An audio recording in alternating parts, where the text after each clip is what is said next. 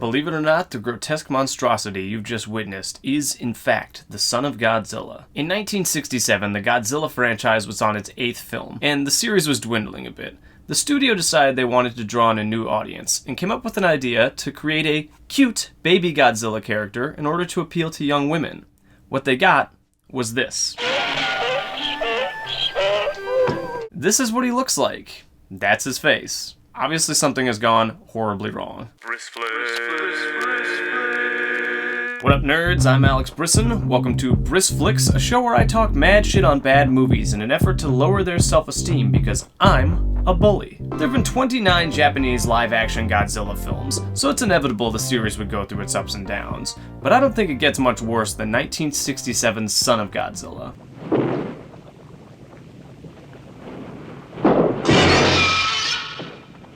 Meet Minya, Godzilla's son. Obviously there are a million questions. How did Godzilla have a son? Was Godzilla pregnant? Is there a Mrs. Godzilla? Does Godzilla reproduce asexually? None of these will be answered at any point, so you can forget about it. And just what went wrong here? Why that face? I'm just picturing a really confused production meeting where the executives are like, make him cute, you know, like Leatherface. So normally when you say cute, we picture characters more like Hello Kitty or Pikachu. Exactly, cute. Like Nosferatu. It feels like they were just trying to combine Godzilla and a baby, but they just picked all the wrong features from each. Easily the worst part is his mouth. He's missing most of his teeth, so he ends up looking like the lizard version of Sloth from the Goonies. But even without the terrible mouth, he still has Voldemort's nose and these bizarrely human eyebrows. He looks like if you deep-fried a Cabbage Patch doll. When we first meet Minya, his egg is being unearthed by a group of colossal praying mantis. It reminds me of that printer scene in Office Space.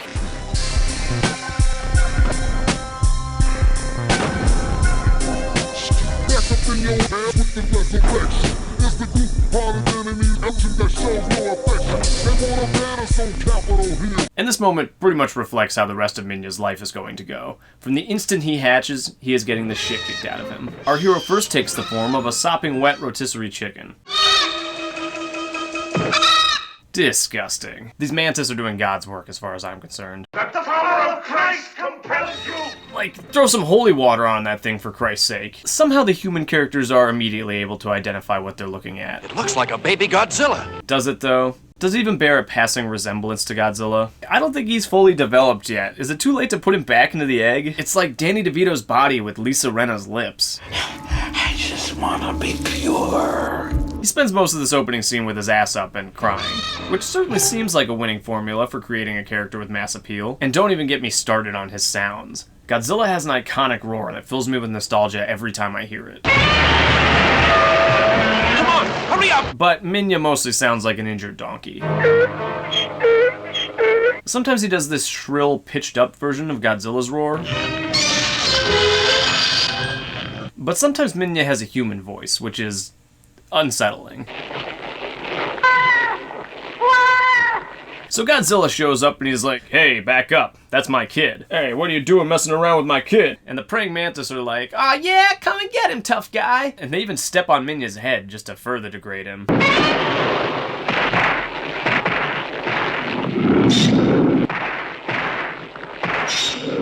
Whoa, look out. Looks like we got a couple of Cristiano Ronaldos over here. Godzilla is here, but the praying mantis still aims straight for Minya. I think they just have their priorities straight. They're like, listen, I understand Godzilla will kill us, but I just can't focus on anything while I'm looking at that ugly face.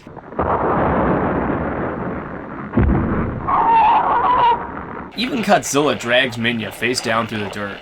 And I know I'm really laying into Minya, but I mean, look at him. I can't believe what a massive miss this was in terms of creating a likable character. Minya is not cute, tough, charming, or funny. Even if you can move past how ugly he is, he's still not particularly endearing. He spends most of his time being kind of a whiny wuss. Maybe the idea is that if he's a massive underdog, people will find him sympathetic, but it's not working. Like, Minya makes Jar Jar Binks look cool.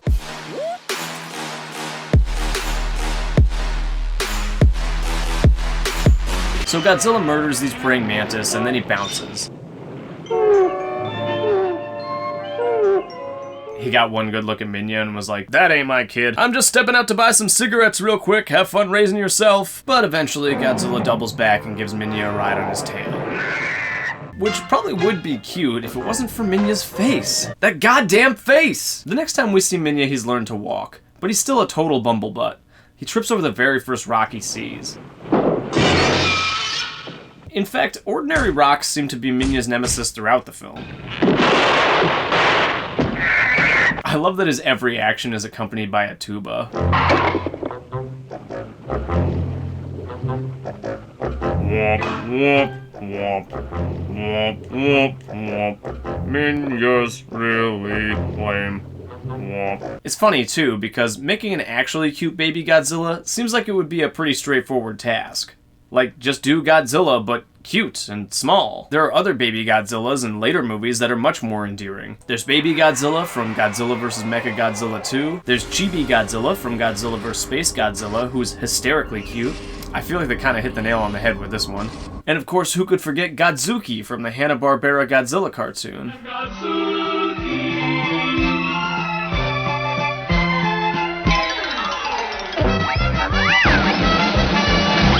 So obviously the possibility for a cute baby Godzilla existed, but somehow we ended up with this half Barney, half potato monstrosity. I find Minya uncanny in a similar way to those AI-generated images. If you're not familiar, these are sites where you can type in anything you can think of, and an AI tries to draw what you've asked for. But often the results come out looking kind of, creepy. Which got me wondering if I could use an AI image generator to create a better alternative to Minya. So I just typed in cute baby Godzilla. Boom! Hey, right off the bat we got a cute one here. Well, kinda. I mean, if you ignore the big red eyes and that his head kinda looks like a human skull. Actually, it kinda looks like the Terminator. We're close though. Okay, here we go. This one is definitely cute. Just look at those stubby little arms and legs. And that one extra leg. Or wait, are those eyes? Are all those appendages just eyes? I can't unsee it now. His torso looks like a screaming face. And the eyes on his head. Those big black eyes. Like a doll's eye. Definitely not that one. We're getting further from it here. Oh, absolutely not. That one is terrifying. Hey, here we go. I think we have a winner here. I don't think it's gonna get much better than that. And then I started to wonder if I could get it to draw Minya without using the words Minya. So I started with ugly baby Godzilla. Okay, I'm off to a good start here. This one in particular looks very Minya-like. The teeth specifically. This one I love. He's actually kind of adorable. Next I'm trying Baby Godzilla Child. I think I'm on the right track here. I mean, check out those teeth. He does look kind of like a monster from Doom or Alien or something. Baby Godzilla Human. Okay, it's close, but it's not quite what I'm after. If you had to choose between this one and Minya, though, which one would you go with, you think? Godzilla combined with Danny DeVito Lizard. Incredible. Not very Minya-like, but definitely a standout. Then I tried Godzilla as Baby Human, and I got these ones. Notice they all have the same haircuts. These are far and away the creepiest ones yet. I can't even look at these too long, because I feel like a demon is going to come out of one of these images and possess me. The last thing I wanted to do is what this AI's version of Minya looks like.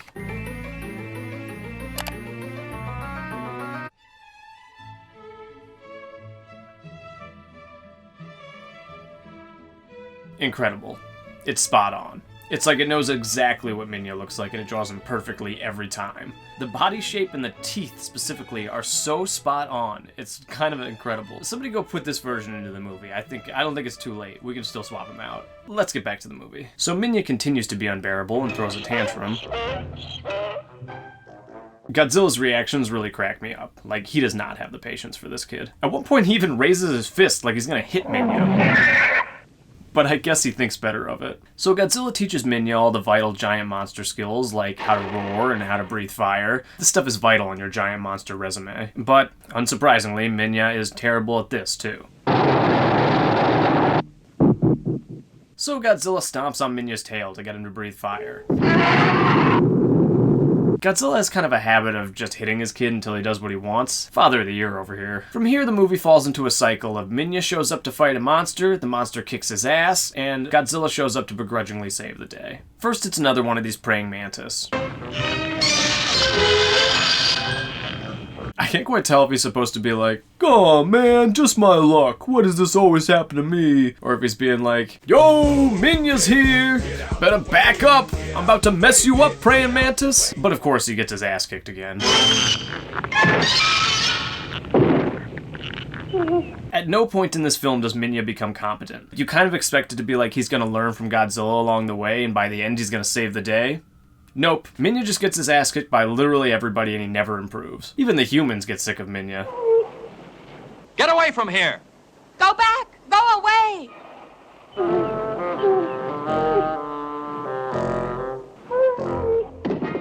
Oh man, nobody wants to play with me. You think the humans would make a point of staying on Minya's good side, seeing as he's gonna grow up to be a Godzilla? Like, you don't see how pissing him off could potentially come back to bite you in the ass? The next creature he fights is a giant spider, which actually looks pretty awesome, but it's still only the second scariest monster in the film. Minya reacts how most people do when they see a giant spider.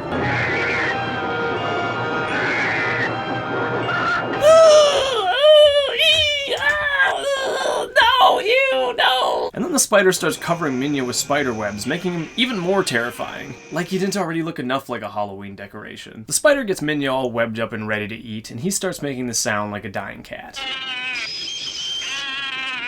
But Godzilla huffs it across the whole island just in time to fight off the giant spider.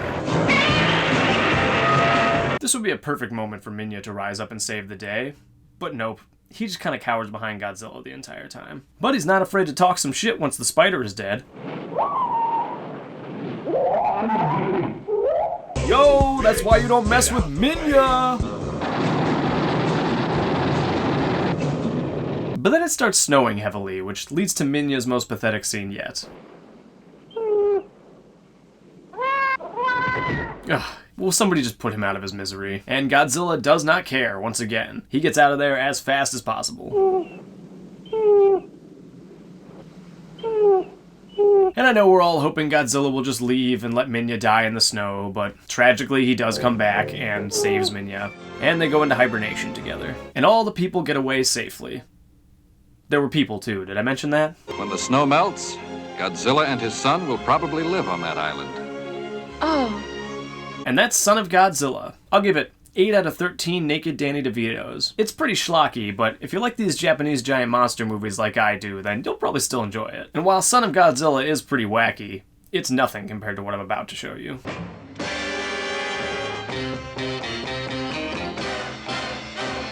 1969's All Monsters Attack is the 10th film in the series. Clocking in at 69 minutes, I think it is easily the worst film in the entire franchise. We kick it off with a wacky song, cut together with a bunch of footage from earlier, better Godzilla movies.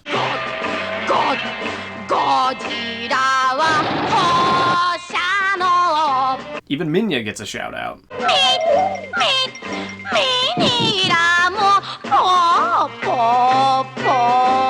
And I don't have to speak Japanese to know that this chick is not saying anything nice about Minya. Godzilla's totally badass, and Minya womp womp womp. Apparently she's saying, and Minya will tremble too, because that's what Minya brings to the table. He just cowers and hides and is pathetic. But then the song takes an unexpected turn at the end.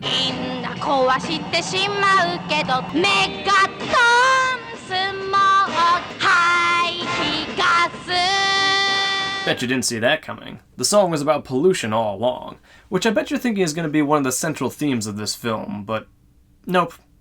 It doesn't really come up again. So we meet our main character, Ichiro, a spunky kid with a yellow hat who enjoys exploring abandoned buildings and twerking on the hood of cars. For sale. Very cheap. Very good.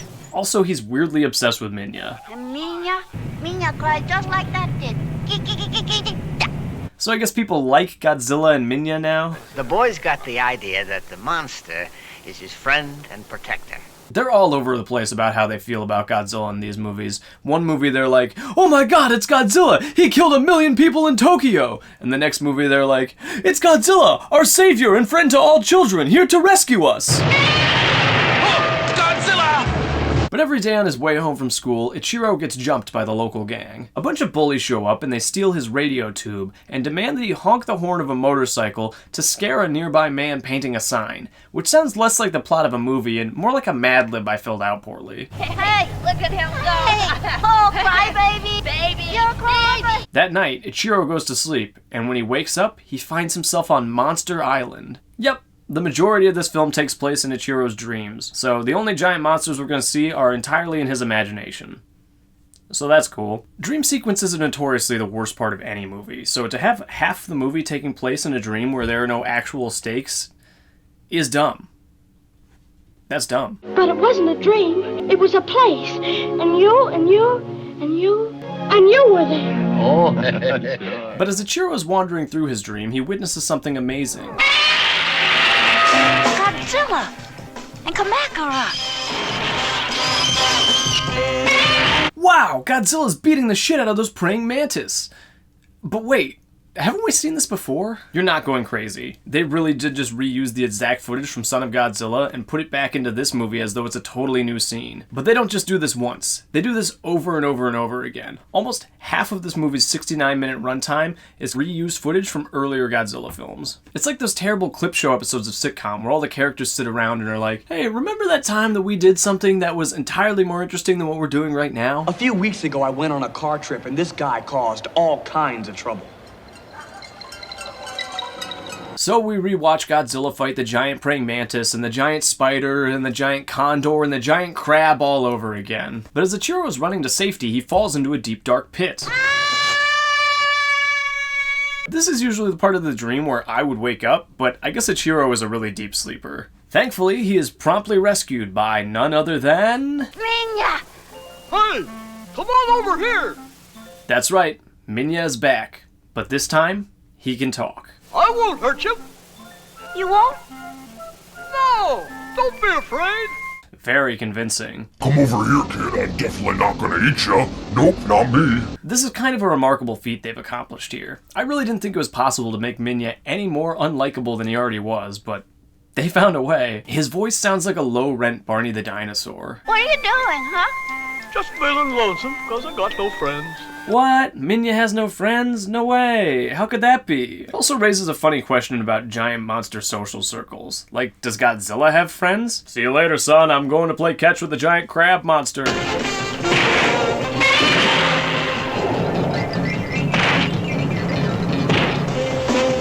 He's not a huge disappointment to me because he doesn't catch the ball with his face.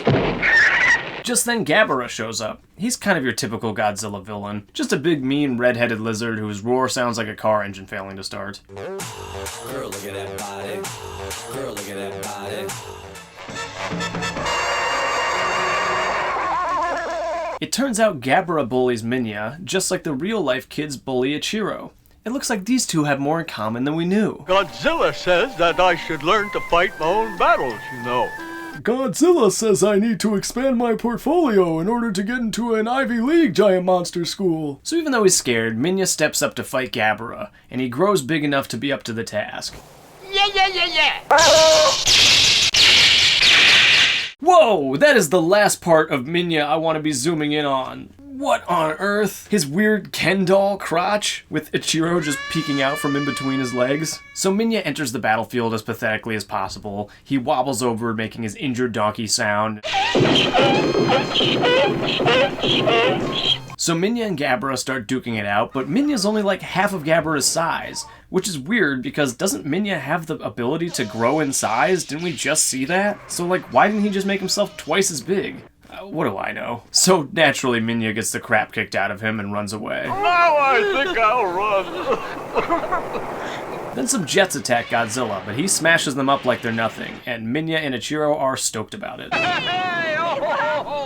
Hooray! Humans are dead at the hands of Godzilla! Yippee! But then, Ichiro wakes up and is kidnapped by two bandits. Franklin, kid, cut it off. Come on. Are you gonna get this? You remember the bandits from earlier? 2 fugitives wanted for armed robbery and theft of 50 million yen still at large. They are looking for those two bank bandits. They say they are in this neighborhood. No, They think Ichiro discovered their secret hideout earlier, so naturally they have to kidnap him in order to cover up the crime. You know how sometimes in order to cover up a minor crime you've committed, you have to commit a way more serious crime? But while he's tied up, Ichiro decides to go into one of his Minya trances.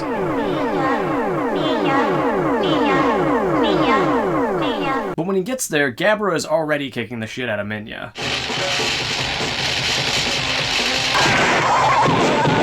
It's a hysterically one-sided battle. It's like Mike Tyson versus a Chihuahua. But Godzilla shows up and Minya runs to him for assistance. Get your ass back in there, son! Papa didn't raise no pansy. I bet Godzilla's one of those dads who on Father's Day is like, you know what would be a perfect Father's Day gift is to just be left alone all day. I don't want to see you, I don't want to hear from you, I just want to play catch with the giant crab.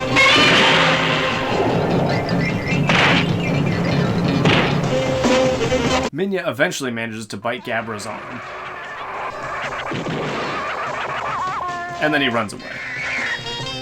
So Minya waits until the opportune moment when Gabara is standing on the end of a log, and then he jumps down on the other end of the log, catapulting Gabara. And if that isn't courage, I don't know what is. Go!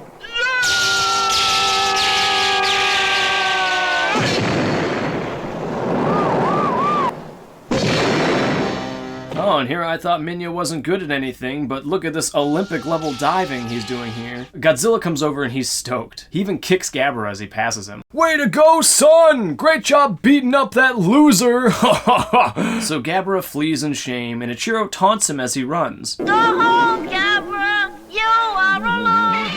Just like the bullies did to him earlier. This kid has become his bullies. Like, now I actually feel kind of bad for Gabara. I mean, all he wanted to do was beat up literally everybody he saw. Is that so much to ask? But then Ichiro wakes up, because, again, this is all a dream, and it turns out he's still tied to a chair with a knife to his throat. It's great that Minya beat up his bully and all, but in reality, this kid is still about to die. So the kidnappers decide that they're going to use Ichiro to try to stop anyone from stopping them from leaving town because he's their hostage now. Sometimes when I try to explain this stuff, I really realize how stupid it is. We'll just take him along. He's our passport, eh? Oh, they can't touch us, huh? Shut up! For how light and goofy the movie has been up to this point, I kind of feel like this part is weirdly dark. The kidnappers drag Ichiro through this dingy warehouse, and they keep waving this knife in his face. They throw Ichiro in the back of a car, and then... Jesus Christ, Minya, you scared the shit out of me! You thought I was gone? Think again! I can never die! It's like at the end of a horror movie where you think the killer is dead, but then they pop back up again. This is the moment when the supposedly dead killer comes back to life. For one last scare. So Ichiro escapes from his restraints and he bites one of the kidnappers, just like Minya, and then he sprays one of them with a fire extinguisher, just like Minya. Sort of. But ultimately one of the kidnappers falls through a hole in the ground and the other one trips and hits his head, so Ichiro is able to escape and the police show up and arrest the kidnappers. Macaulay Culkin would be so proud. The next day, Ichiro's mom is like, I'm sorry about last night. I'm so sorry for leaving you all alone, Ichiro. I'll never do it again. Anyway, have fun walking to school by yourself right past the building that you were held hostage in. On his way to school, Ichiro is surrounded by reporters, and he tells them that he was able to escape with the help of Minya. And they're all a little confused, but his neighbor explains it by saying some crazy shit about how Minya is the new god. 一種の信仰みたいなもんですよ。大人の世界に神様があるように、子供の世界にミニラ大名人が。 Out with the old gods! All hail Minya! But while Ichiro is walking to school, the bullies show up again. But this time, Ichiro doesn't hesitate. He rushes in headfirst and kicks the shit out of those lame-ass bullies. Looks like we've learned a valuable lesson here today, kids. Sometimes violence is the answer. We need to be teaching our kids to be more violent, not like that wuss Minya. And that's All Monsters Attack. I'd give it 1 out of 5 giant spiders. It's a real stinker. Definitely my least favorite of the franchise, but I bet I still would have enjoyed it as a kid, because it does still feature a lot of fun Godzilla fights, even if they're mostly reused from previous movies. What movie should I talk about next? Should I talk about another Godzilla movie, or a different giant monster movie, or maybe something else entirely? Let me know in the comments below. Also, be sure to like and subscribe, otherwise tonight you'll wake up to find Minya standing at the foot of your bed. Thanks so much for watching, I'll see you next time. Bye! Goodbye.